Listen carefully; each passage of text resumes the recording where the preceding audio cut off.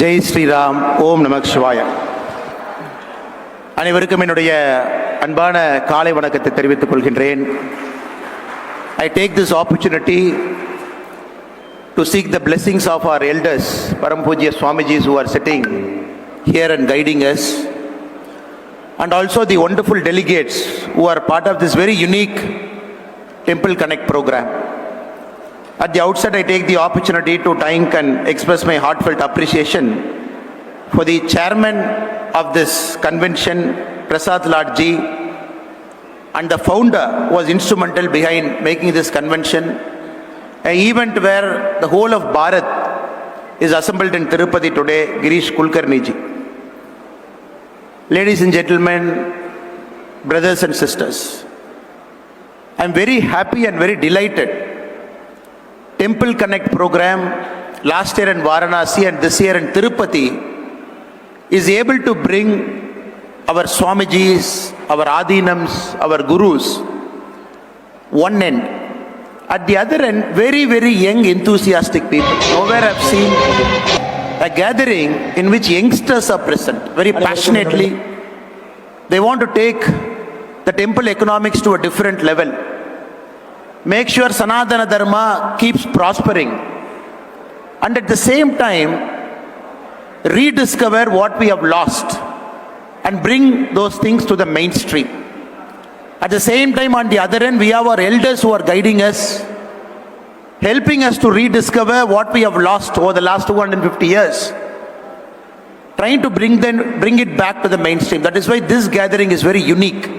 Passionate youngsters in the one end and our senior elders in the other end.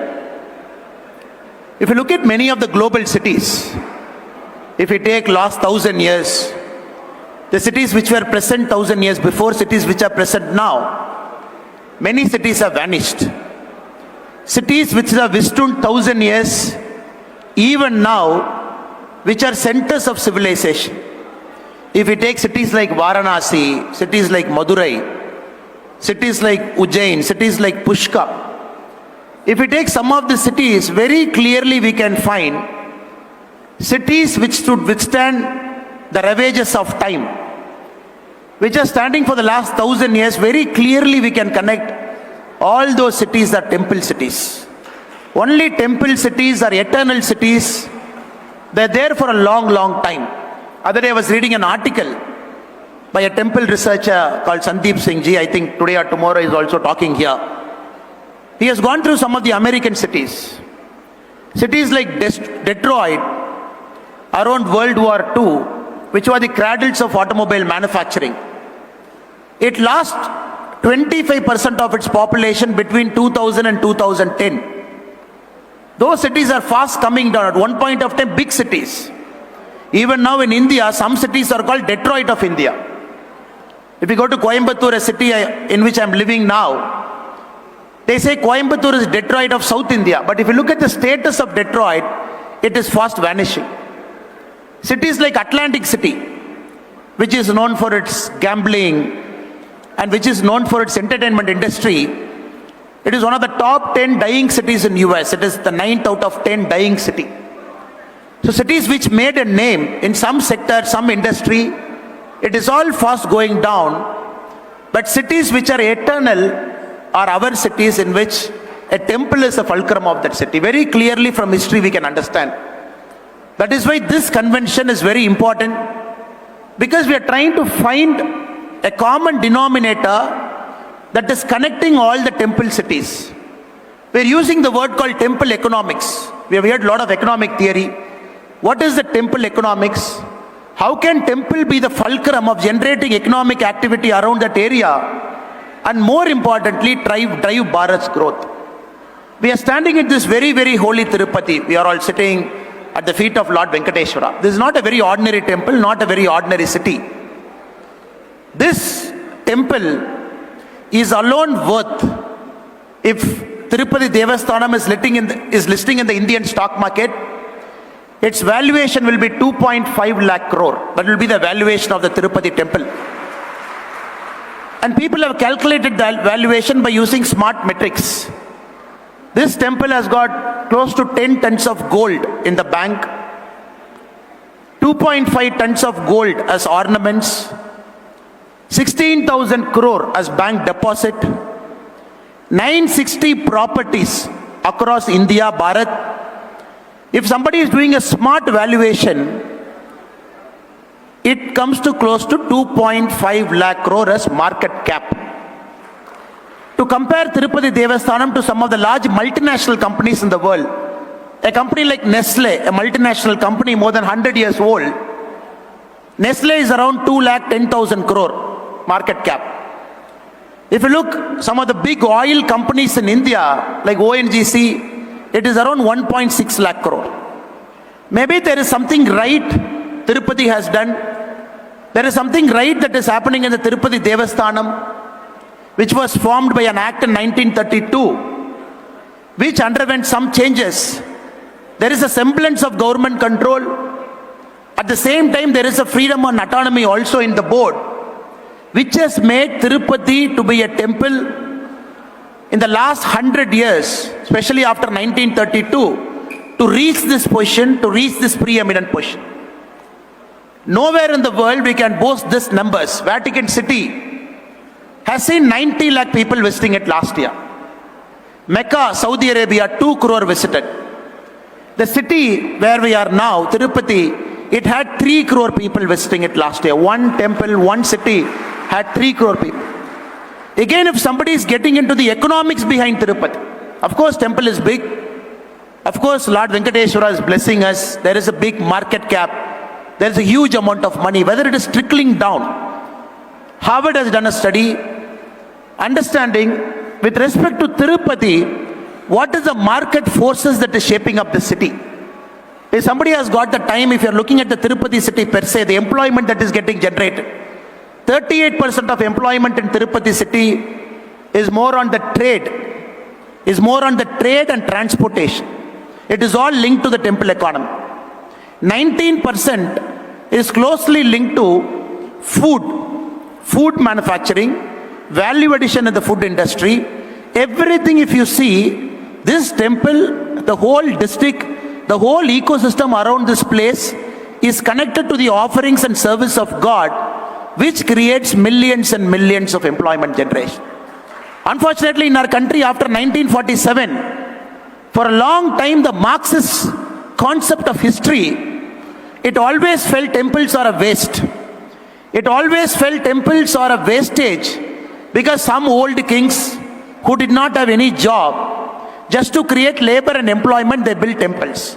That is a Marxist version of history that was prevalent in our country for a long, long time. When we talk about Ayodhya, where Lord Ram is majestically back there, and even now in our country the debate is, what is the point of spending so much money? Who spent that money? Whether it is worth it?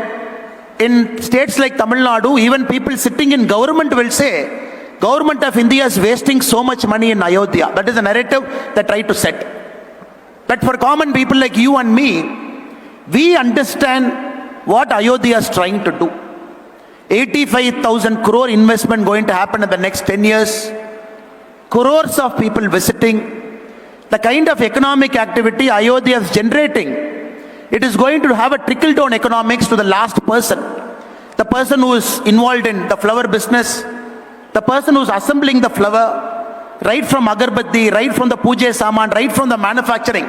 It is going to create a huge ecosystem that is going to be built around temple economics.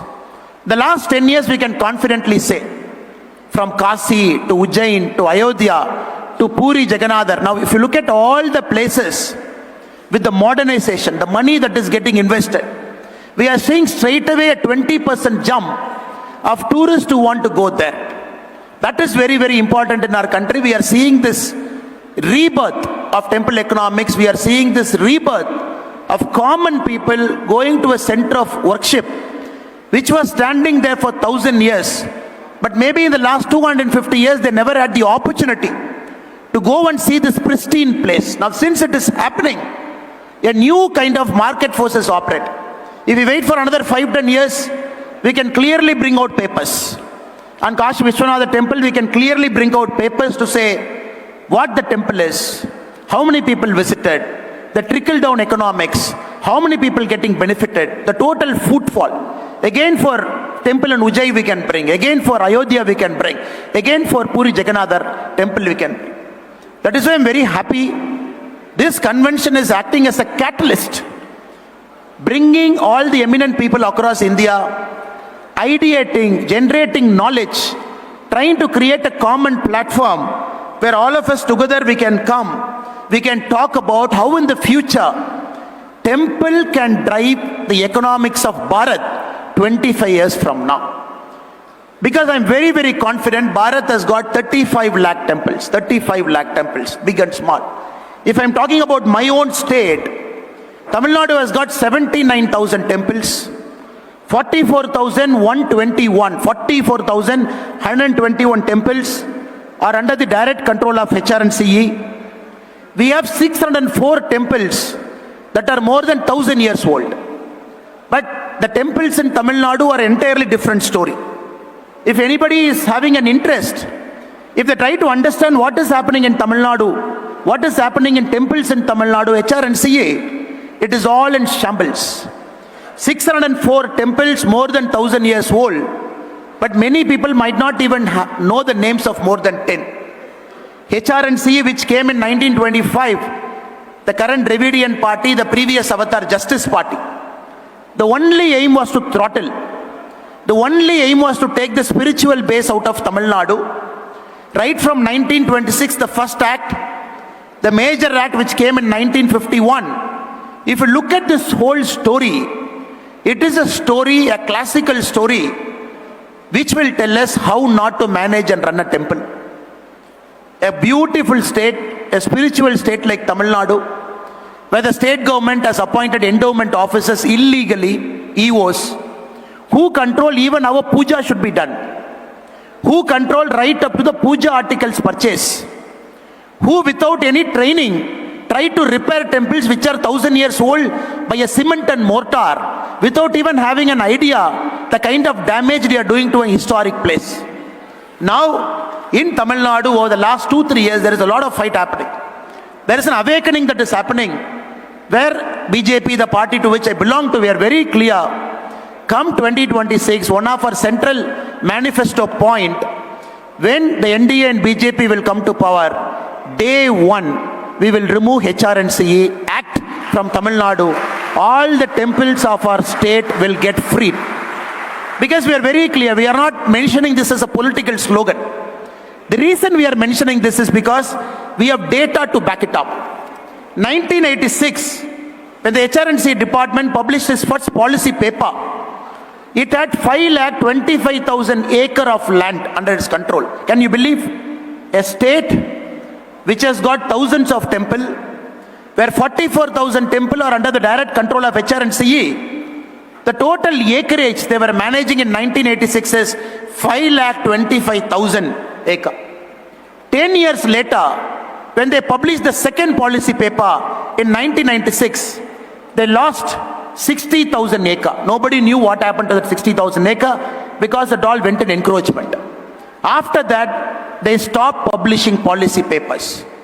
This is a state, this is a temple which officially from 2023 July to 2024 March, for a point of 9 months, total generation, total money that is generated by Tamil Nadu temples is 310 crore. Can somebody believe this? Such a huge temple base, 44,000 temples, direct control of HR&CE, 600 temples more than 1,000 years old. The money they have generated is 310 crore rupee. If I am digging slightly deep, total land holdings now, 4.5 lakh acres, we have lost approximately 1 lakh acres now. Square feet of site managed by temples, 29 crore 14 lakh. Building square feet, 2 lakh 45,000 crore. This is an asset that Tamil Nadu HR&CE manages across all parts of Tamil Nadu. 4.5 lakh acre, 29 crore square feet of site, 2 crore square feet of buildings. If you look at the market rent, If somebody has got a time, they go to that place, they find that building, they put a market rate to it. As per our calculation, every year, bare minimum, they should generate 8,000 crore every year, bare minimum. But unfortunately, politicians have taken control of many of this. 50-year lease, 99-year lease. There are some properties in Tamil Nadu taken by some people, 1 rupee lease for 99 years. It belongs to temple. They've taken it for 1 rupee 99 years. They're just holding it. So that is why the revenue that is shown is just a matter of 300 crore, which is the official document they have published for 9 months. So we are very clear, in the last 20 years, if we put market rate to all the temples mismanaged by the HRNC department in Tamil Nadu, it is close to 95,000 crore of unrealized rent that has happened in Tamil Nadu alone. This could have funded our midday meal schemes for the last 20 years. This is the biggest problem. Now all of us are fighting to make sure the temples of Tamil Nadu realize their pure potential. In the open market, an economics is built around the temple. Madurai Meenakshi Amman temple, there was a controversy. 50 meters from the Meenakshi Amman temple, there is a beef stall. Somebody is cutting a non-vegetarian there. Because it is thoroughly mismanaged. There is no interlinkage connections. The whole ecosystem is not brought in a single place. Only the boundary walls of a temple are managed by an act, but not the areas around the temple which can be regulated. So people don't want to go, no toilets. Even in Thaipusam day, when millions of people march towards Lord Muruga's sacred abode, you will see lakhs of women and children marching in the road, walking with their bare foot to Lord Muruga's temple. We will not find a single toilet. And people have to wait in queues. And people don't even, over a time what happens? People will start losing their faith in God. The problem with Dravidian politics in Tamil Nadu, which they clearly wanted, right from 1926, they felt you start mismanaging temples. You start taking the spiritual angle out of the places where temples are there. Slowly the next generation of people will start losing their faith in Sanatana Dharma. And over a point of time, you can make this state as a so-called secular, the secular word that is defined in most India by the Marxist historians. That is why we are fighting this as a matter of principle. That is why we are very clear, this has to be released from them. If I go one step further, again if you look at HRNC audits, the government spends, HRNC is the only department in Tamil Nadu which refuses to submit itself to CAG. Even after the Madras High Court said the HRNC has to submit itself to the CAG so that we can audit it, a paper can come out, common people like you and me can know what exactly wrong in the temple. As of now, March 2023, there are 1,87,000 audit objections pending from 1986. Audit objections are pending. How they purchased it, where they purchased it, what is the commission, nobody knows. That is why we keep telling the endowment officers are sitting inside Tamil Nadu temples only as commission agents to loot the temple's money, to suck the temple out of the hard-earned pilgrims' revenue. Now if I am going one step further, who gave permission to appoint the endowment officers? Because many a time, many of our Adinams have gone to Supreme Court. In 1951, the Dharmapuram Adinam, Srila Sri Subramaniya Desikya Jnana Sambandha Pandara Sannadi Ayya, he went to Supreme Court stating, it is an Adinam temple, Tamil Nadu government doesn't have any right to appoint an EO. So based on this, in 1965 judgment, Supreme Court has cancelled government control over 45 temples. It said you cannot have an EO. These temples are something like Madurai Meenakshi Amman temple, Srirangam Ranganatha Swami temple, Tiruvannamalai Arunachala Swami temple, Tiruchendur Subramaniya Swami temple. Again, the Tamil Nadu government committed a fraud. In 1965, the same year after the Supreme Court judgment came, they added section 75A, B and C in the act to say, okay, the Supreme Court has given a judgment, we can't immediately come out, we will hold it for one more year, after 1 year the government will come. At the same time, the law says, if there is any fight that is happening in the temple, if anybody can come and give a complaint to HRNC department has got the right to appoint an EO for 5 years. Now, based on this fraud, they keep appointing EOs, and that is why recently when somebody went to the court to ask for the appointment letters of all the executive officers in Tamil Nadu, HRNC says we have 600 EO. They couldn't produce appointment letters for 450 executive officers. So it is a constitutional fraud that is happening in the state of Tamil Nadu by the HRNC department, where 450 executive officers are illegally appointed without paper, because whenever the court is asking, they'll always find a way. If common man like you and me, we go to the court for a particular temple, fight it out, then the HRNC lawyer, he comes with a 20,000 page document. They will bury you in paperwork.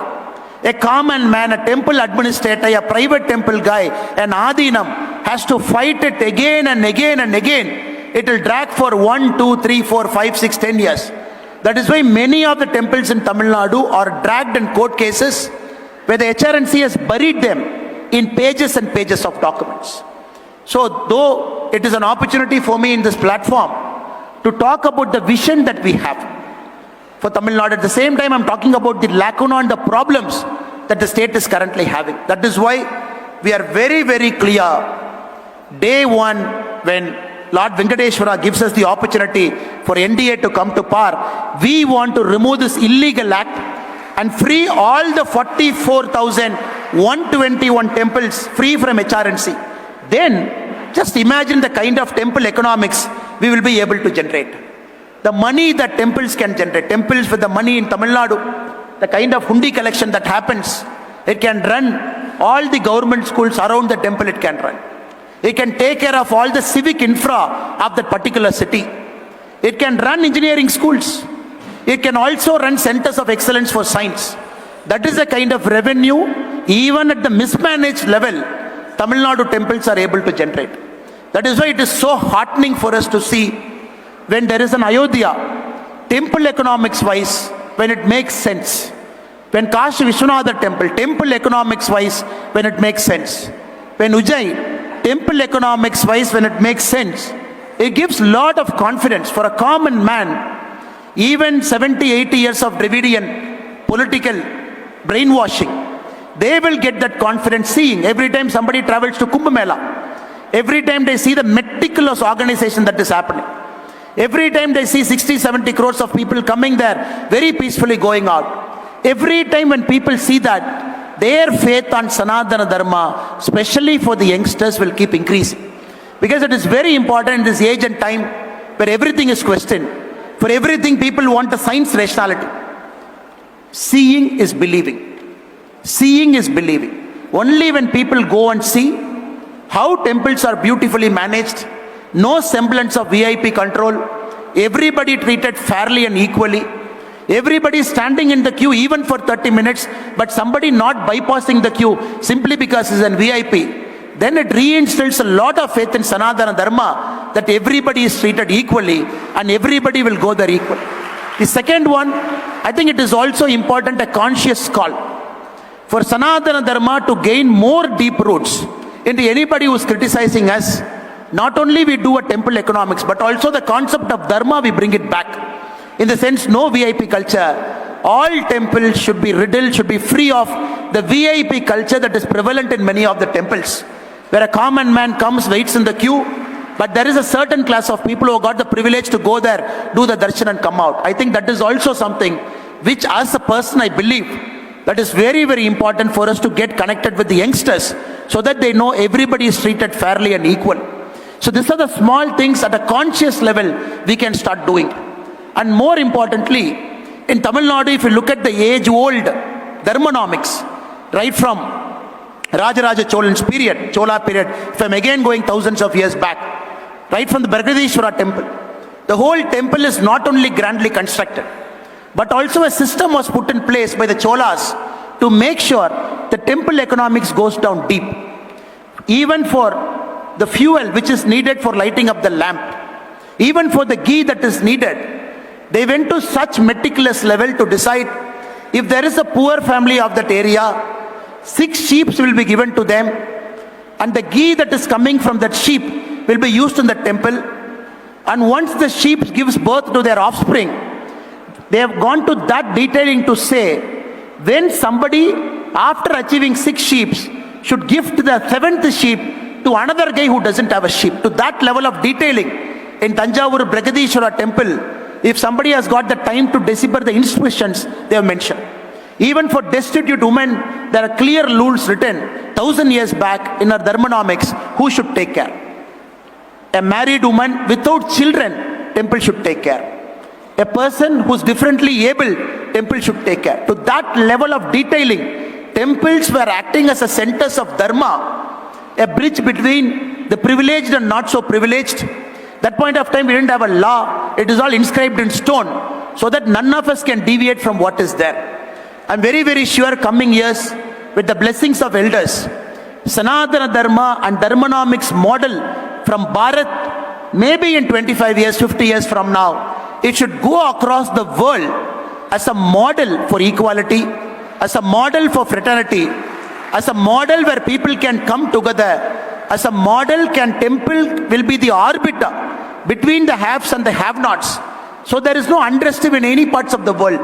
I think that is a larger vision. To reach there, it is very important. The temple cities and temples, they become centers of excellence. It is very important, especially in a state like Tamil Nadu, the temples are completely freed from the HRNC department.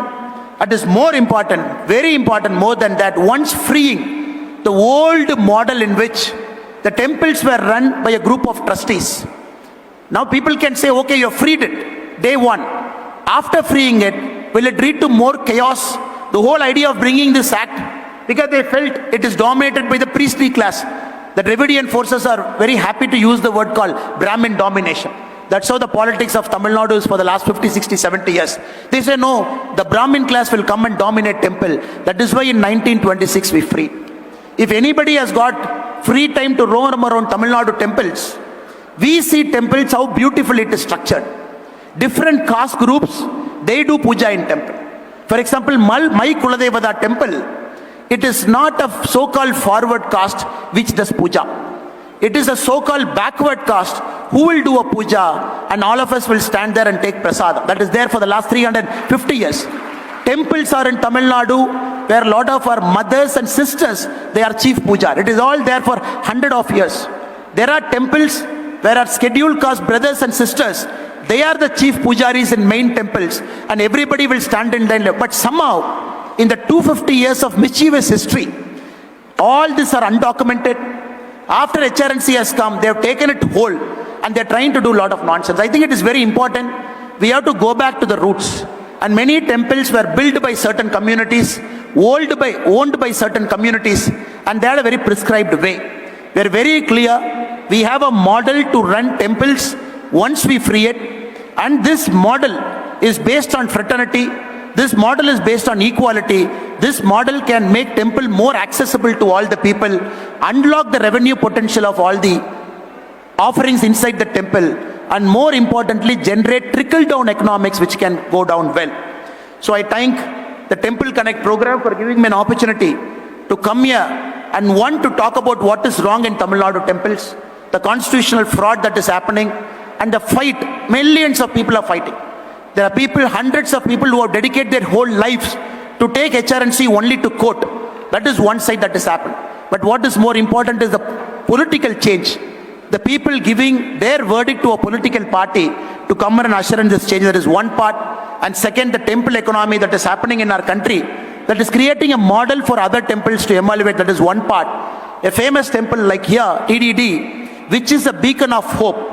A temple that is well managed, 2.5 lakh crore asset that we are looking. And coming years, more people will start going to temples. We will only see increasing number of people going. That number is not going to come down. We are seeing 20% year on increase where temples are well maintained.